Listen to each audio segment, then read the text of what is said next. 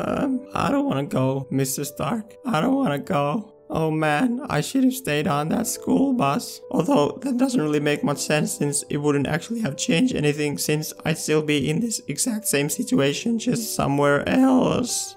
No, kid, no. How am I gonna get it on with your hot aunt now? Oh god, please, no. Wait a second. Kid, don't you have a movie coming up? No. I'm pretty sure you do. No, I'm dying, Mr. Stark. This is it. This is the end for me. Yeah, but, I mean, I can see right there. In fact, says it's already out the summer of next year. Huh, it does say that. Hey, space guy. Space guy.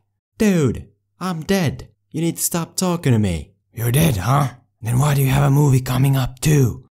Oh, sweet. Phew, for a moment there I was pretty bummed out, but it's good, we're all good. Which means so is Gamora. Oh, thank baby Jesus. The love of my life is still here with me.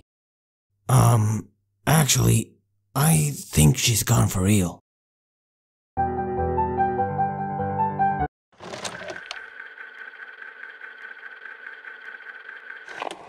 So yeah, this film Infinity War just came out in theaters if you didn't hear. Who knows, maybe you didn't hear, maybe you live in a pineapple under the sea, I don't know. Really though, I saw the movie and I thought it was freaking fantastic. It was visually incredible, it was emotionally packed, it was bigger than any other Marvel movie ever before. Sure, you could say it's not perfect, that it's a bit too big for its own good. You could say that the whole movie mostly consists of cutting to a place to have a fight scene, then cutting to another place to have another fight scene, and so on and so on. You could say that aside from Thanos, this time around there really wasn't much character development done on the hero side. But on the other hand, I guess that's what the 20 or whatever earlier movies have been for. Regardless, is Infinity War the strongest MCU film to date? No. Is it the strongest Avengers movie to date? Yes, by far, at least in my opinion. If you think otherwise, I'm sure you'll let me know. All that said, while this movie was indeed freaking fantastic, to me there was one thing at the end of its 2.5-hour runtime which kind of held back its overall fantasticalness. And yes, when I say at the end, I am talking about that part. The part where Thanos snaps his fingers and all the newer Marvel heroes disintegrate into oblivion. Spoiler alert.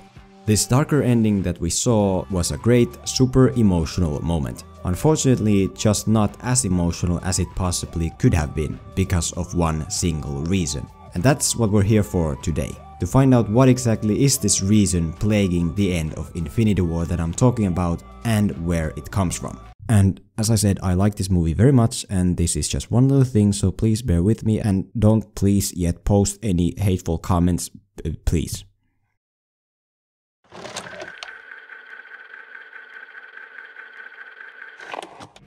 In case you've erased it from your mind Eternal Sunshine style, here it is one more time. At the end of Infinity War, Thanos gets his hands on all 6 Infinity Stones and then pulls off the biggest yoink moment in history of everything by snapping together his fingers to make half of the universe's population go bye-bye. Many heroes vanish, many tears are shed. And as for the Avengers, only the original team remains.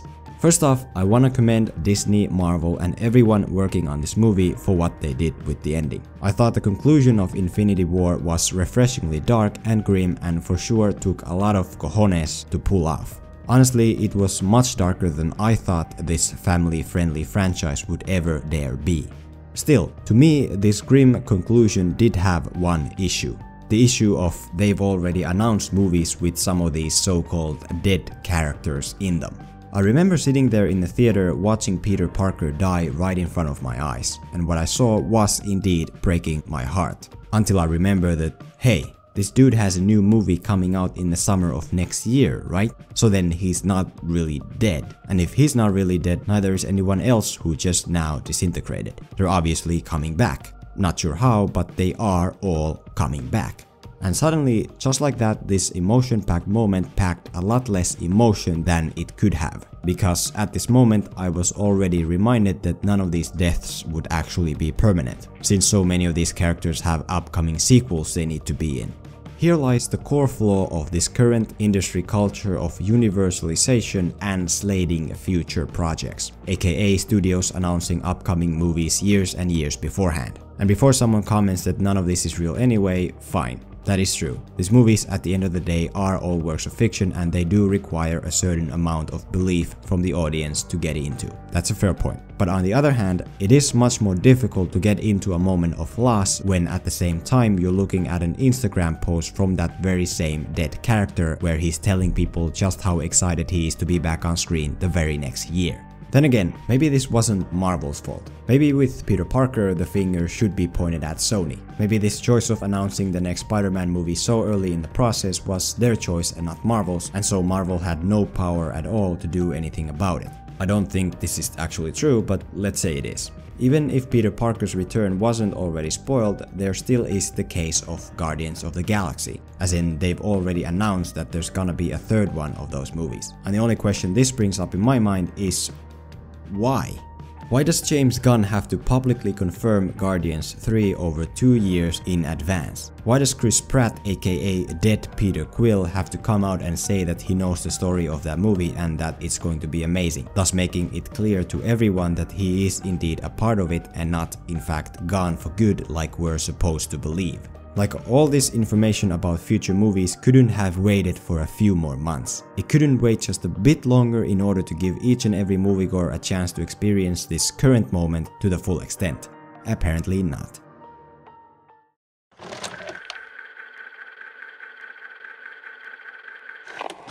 There is an argument to be made that perhaps this knowledge of a brighter future is exactly what Disney and Marvel want. This gives them the opportunity to have a darker ending like we saw in Infinity War and still at the same time be like, don't worry about it, all of these characters are coming back. But if this is the case, if your story decisions are the kind you're not actually willing to commit to, should you be making them in the first place? And more importantly, should the audience care?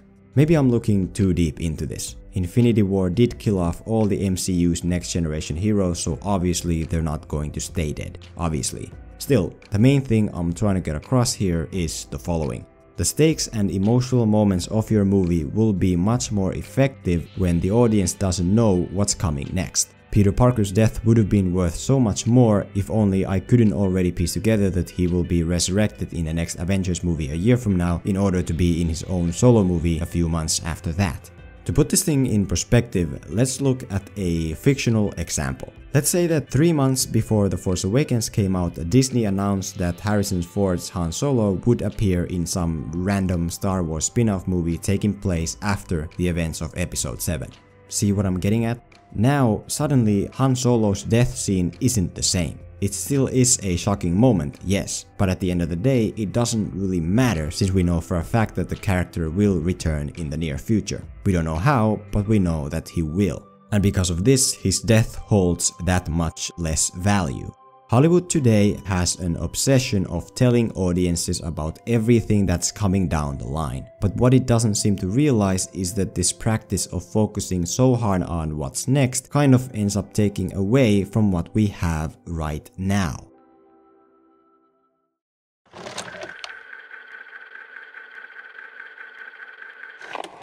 If this video makes it seem like I in any way disliked Infinity War, that's not the case. As I said, I thought it was fantastic. One of the best Marvel movies to date. And the topic discussed here today isn't targeted at Marvel alone as much as it is at the industry in general.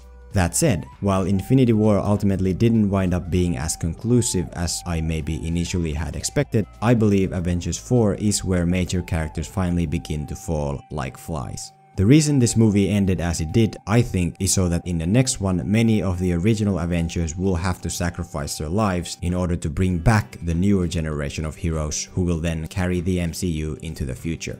As Doctor Strange said to Tony Stark at the end, this was the only way. As in, losing to Thanos today was Strange's plan all along. The one way to beat Thanos he saw in his vision. But I guess we'll know for sure next year. Oh, and speaking of Doctor Strange, since he already had seen all the different ways this story would go, it didn't cross his mind at any point to stop Quill from freaking out so they'd get the glove off Thanos right then and there. Or better yet, why not just cut off Thanos' arm or head with the portal thing like happened with the other big bad guy?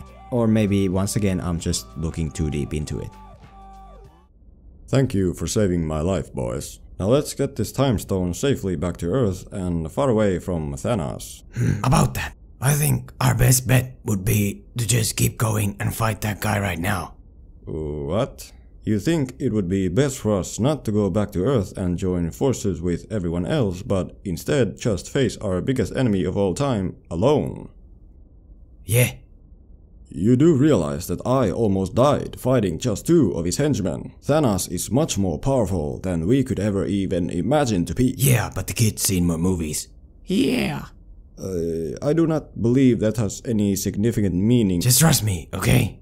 Human wizard, just trust me. 12 seconds later. God damn it, Stark. Are you happy now? Kid, you said you'd seen movies.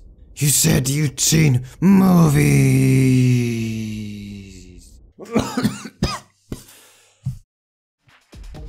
There you go. There you have some of my thoughts on Infinity War. Agree? Let me know. Disagree? Let me know. And here are the best answers for last video's comment question. Congrats to the winners for this huge honor of being featured on an official Filmento YouTube production.